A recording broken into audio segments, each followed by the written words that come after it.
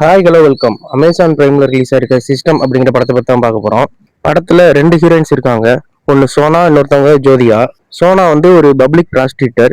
அந்த சிட்டிலேயே ஒரு பெரிய லாயர் ஒருத்தர் இருக்காங்க. அதாவது எந்த கேஸா இருந்தாலும் லட்சக்கணக்கில் சம்பளம் வாங்குறவர்.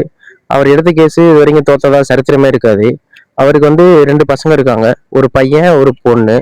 அந்த பையன் வந்து சும்மா சுத்திக்கிட்டு இருக்காங்க. அந்த பொண்ணு இருக்காங்கல்ல, அவங்க தான் அந்த சோனா, அந்த பப்ளிக் ப்ராஸ்டியூட்டர் சொன்னேன்ல. இப்போ அந்த அப்பா என்ன சொல்றாருன்னா, நீ என் கம்பெனிலேயே பார்ட்னர்ஷிப்பா சேர்ந்துக்க, அதுக்கு உனக்கு ஒரு டாஸ்க் ஒன்று தரேன் அப்படி சொல்றாரு. கண்டினியூஸா தொடர்ந்து ஒரு 10 கேஸ் வாதாடி ஜெயிக்கணும், அப்படி ஜெயிச்சுட்டா என் கம்பெனிலேயே சேர்ந்துக்க அப்படின்னு சொல்லிட்டு அப்பா சொல்றாரு. நம்ம ரெண்டாவது ஹீரோயின் ஜோதியாவும் அதே கோர்ட்ல வந்து வேலை பார்த்துட்டு இருக்காங்க, அதாவது சோனாவோட ஃப்ரெண்டு. இப்போ சோனா வந்து தொடர்ந்து 9 கேஸ் ஜெயிச்சிடுறாங்க. இப்போ 10வது கேஸ் பார்த்தீங்கன்னா, அந்த சிட்டிலேயே ரிச்சஸ்ட் மேன் ஒருத்தன் வந்து அந்த கேஸில் மாட்டிக்கிறான். அவனை எதிர்த்து போராடுறவங்க தான் சோனா. இப்போ அவனுக்கு ஆதரவா கல்யாணங்கிற யாரும் பார்த்தீங்கன்னா அவனோட அப்பா லாயர் வந்து இறங்குறாரு.